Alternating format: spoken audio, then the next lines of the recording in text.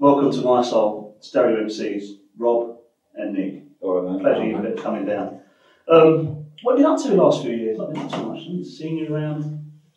Yeah, we have. We've been doing shows, mostly out of the UK though. That's right. Making records. We put out a 12-inch kind of club track when was that? About 5 months ago. Yeah, about March, yeah. It was kind of nice because we got some friends to do remixes, Terra Nova and Mr. G, and we just pressed up 300 copies. Okay. And it's nice making a bit of vinyl and just kind of doing it yourself, really. Because you're originally from Nottingham, aren't you?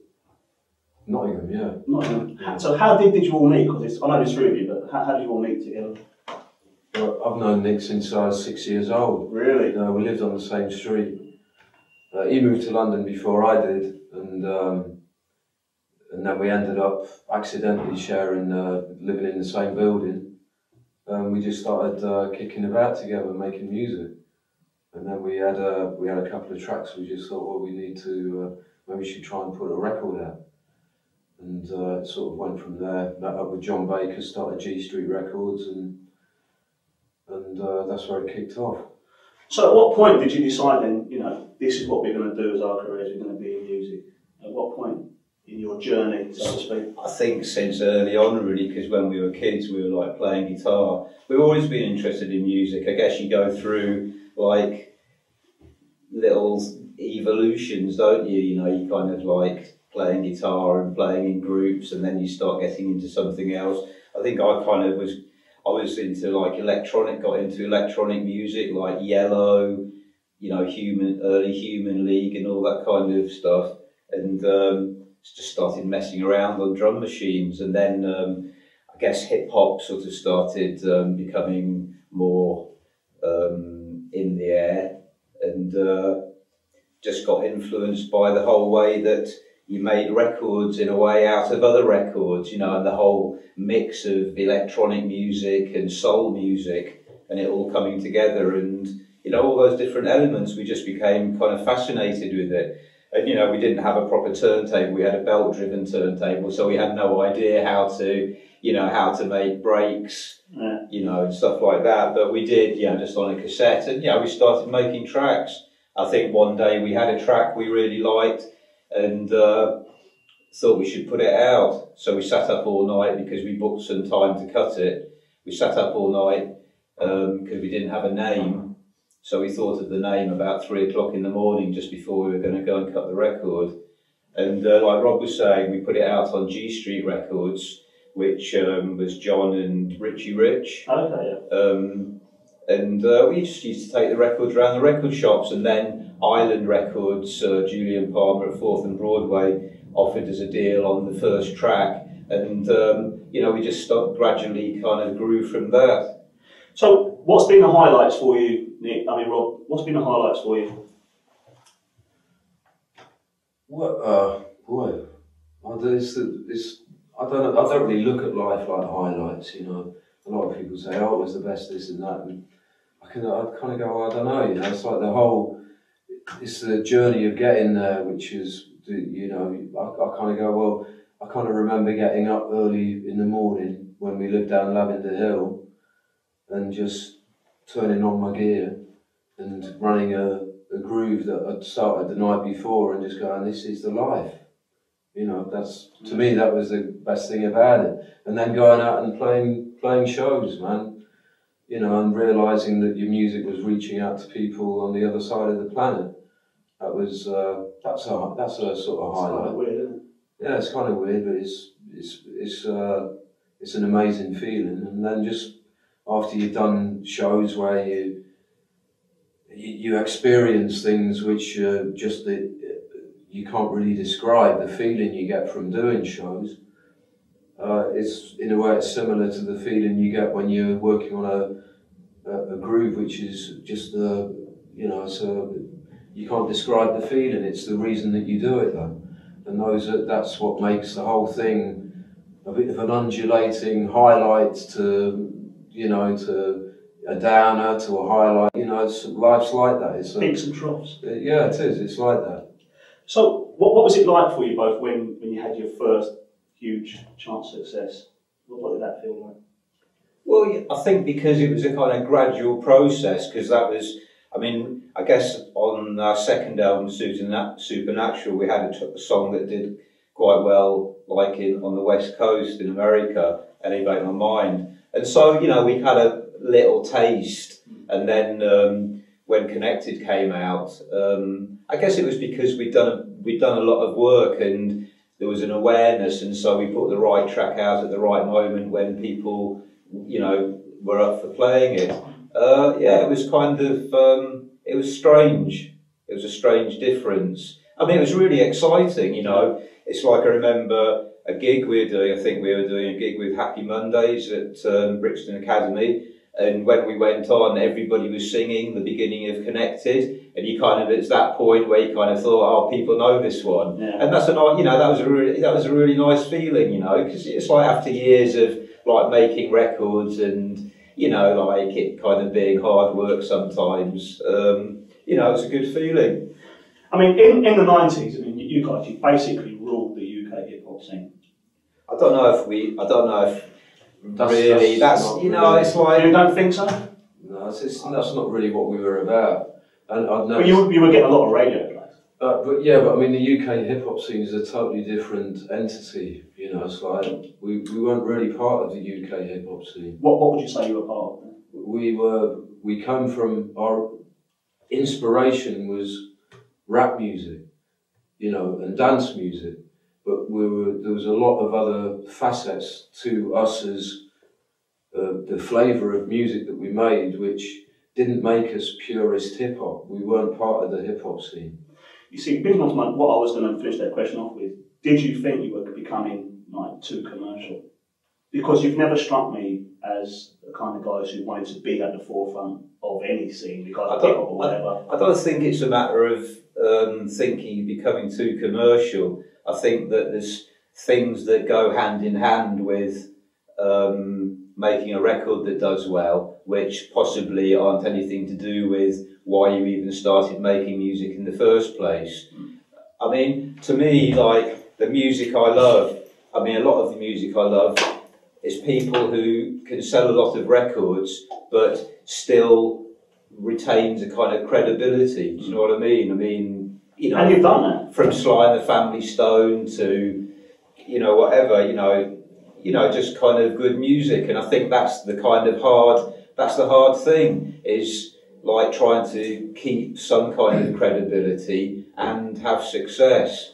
I mean, you guys, you've done a lot of great stuff. There's no two ways about it. And I'm happy that you've come in today. But getting away from the stuff that you've done a lot of remixes for people as well. Perhaps some people won't even know about it. You remix with Jungle Brothers. Yeah, we did Madonna. Yeah. How did that all come about? Did they approach you? Did you approach them? I think with Madonna, because we did a mix of a track for Tricky called She Makes Me Wanna Die. And I think Madonna really liked that, and so she asked us on the back of that. Okay.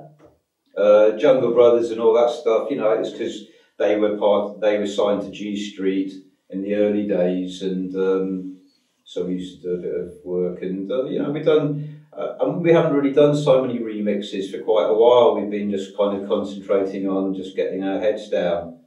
But you know, it was part of the process. We used to have a different name for doing remixes. I think it was Ultimatum when we started. Yeah. You know, we used to like do different tracks with people and just press up 100 copies. But it's all part of like growing. It's like it's good to just put stuff out, because if you just sit there never putting a track out, you never kind of have the chance to really develop anything. You're always thinking, oh, is it good enough? You know, so it's good to just churn stuff out, which in a way is what we kind of want to do now, really, and what we are doing. You know, parallel to putting the box set out that Island are putting out at the end of October, we're kind of, you know, we're making dance music, and we go out and DJ a lot, and you know, we put out a 12-inch, we pressed up 300 copies, and in a way, getting back to doing that, it kind of really puts you back where you want to be in terms of making music and feeling like it's really hands-on. You know what I mean? Because sometimes I think when it gets to a kind of bigger point, you almost lose control to a degree of what it is you're doing. It can be, a lot of things can be executive decisions, which possibly aren't decisions based on what you really want to do. Yeah, taken above your head. Yeah, you know, it's like, we've got to have this mix for that market, this mix for that market, you know, and really it kind of starts to get a little boring. I must congratulate you both, because we worked it out earlier. This is 25 years, 2014, 25 years in the music industry, and you're still as good now as you were then. Only seems like 5 minutes. I guess, you know... How does that feel? I mean, 25 years is a long time. It's a long time. And you're still together, you haven't split up, you're still together. No, we kind of had a brief period in the middle somewhere. I think we took a back seat for a couple of years. We just love making music, and, you know, as far as we're concerned, we've still got things that we want to do. How does that feel to you, Rob? I mean, you don't really think about it, man, to be honest. You know, it's, you know, you sort of make music, and I don't really think about it. You know, if I think about it, I always think, well, it's a bit strange, you know, but then, like, I just kind of think, well, that's, you know, pretty lucky, really. Feel pretty fortunate to still be able to, you know, be doing what I want to do. And get up and just, you know, go down the studio and make some tunes and go out and DJ and do some gigs. It's like, it is great. I love doing it. I mean, you were talking earlier about the box set that you got coming out, and you wasn't sure if it coincided with your 25 years or not, but it is coming out. Yeah, yeah. Tell us a little bit about the whole box set. Well, I think it started out where someone in Germany was talking about doing a compilation, and Nick was saying, "Oh, it kind of looks a little bit throwaway," you know, and he suggested to the people at Universal that we do something a little more, you know, we get involved with it, and, you know, we have some, we do something that's just a bit more quality, you know, and it was suggested to the people there, you know, at the UK Universal, you know, are you up for it? And everyone seemed to be up for it, and so we just sort of went through our, you know, drives and found loads of old tunes that had never been released, and old remixes that some of them had never saw the light of day. And the box set is all about all the records we've made so far, from the very beginning with G Street to all the stuff we did with Island, and then the stuff we done on Graffiti, and up to the last album, and then a whole bunch of stuff which has never seen the light of day. Plus, I think there's 3 new tracks on there, Okay. which we'd been working on a session about a year ago with Raf from the Two Bears. We'd been writing and stuff, so we had 3 tracks kind of finished, so we put those on there. And this is kind of separate to the stuff, the more club stuff that we're doing now as well. Is it going to be on vinyl, or is it going to be on... It's not actually on vinyl. It's like, I think it's like 10 CDs. 10 CDs box. I think they actually re-released the Connected album on vinyl about 6 months ago. Okay. Yeah, as part of, I think they're doing quite, you know, a lot of reissues. I mean, you won a Brit Award for Connected. You were like #1 album, Brit Award, and #1 group at that time. Is it 1992? 1994. How did that feel? I mean, winning Brit Awards is quite a big thing in this country.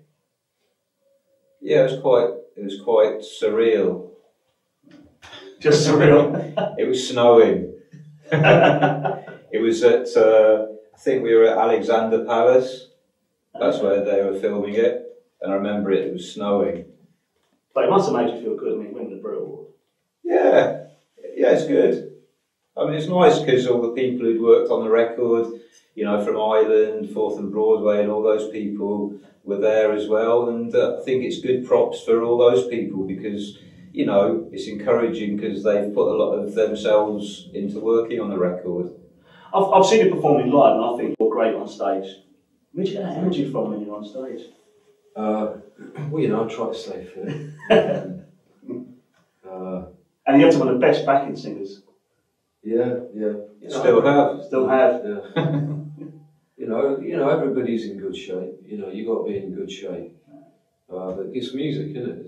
It's like it's your best friend in the world. So when you get on stage, you just got to, you know, remember that and remember you're there to enjoy yourself, and you want people to feel a good feeling. You know what I mean? So you got to get your head in the right space. That's the important thing. What do you enjoy most though, the studio or performing live? You can't really compare the two. You know, it's like saying, do you like your daughter more than your son? You love them, you love it all, and it doesn't really have a measurement. You know. So you spoke about you and I spoke about earlier. You got a European tour coming up. Yeah, starting I think 1st of November. There is supposed to be a London show, I was but just going to ask about that. It's supposed to be at the beginning of December, but I haven't got a confirmation on it yet, so I can't. Why are they getting all the good stuff and we're not getting any of it? Yeah, so we got a month around Europe, which is basically, well, we're in Europe, aren't we? But the rest of Europe, Germany, Holland, Czech Republic, Greece, Austria, etc., etc. So I know you said it might be a London date, but will there be like a couple of London dates and perhaps a UK tour, or is it just going to be? Hopefully next year. I mean, I think it's hopefully this will get a little awareness going with this tour, the rest of the Europe tour and the record and everything, and yeah, we've been between DJing as well. That's high on our list of priorities at the moment. And I know you've got the box set, but will there be a new album maybe next year? Well, I don't know. It's possible. We're more, to be honest, we're more focused on consistently putting out a 12-inch. You know, like so we did one in March. We want to put out another one fairly soon, and that's really where our headspace is. You know what I mean? To sort of put out a 12-inch every few months, and concentrate on that. Because in a way we want to try and slightly break away from the spending 2 years making an album and then, you know, all that stuff, and then it doesn't go out for 6 months, and, you know, in a way it's nice just to like try and, you know, churn stuff out, you know, not trying to put stuff out that isn't good quality, but try and just put 12 inches out and some tracks and just keep going. All I can say is 25 years, and it's been a great 25 years listening to you guys. So thanks very much for coming in. Really appreciate it. Cheers. Thanks a lot, man. Thank you. Mi-Soul, Stereo MCs.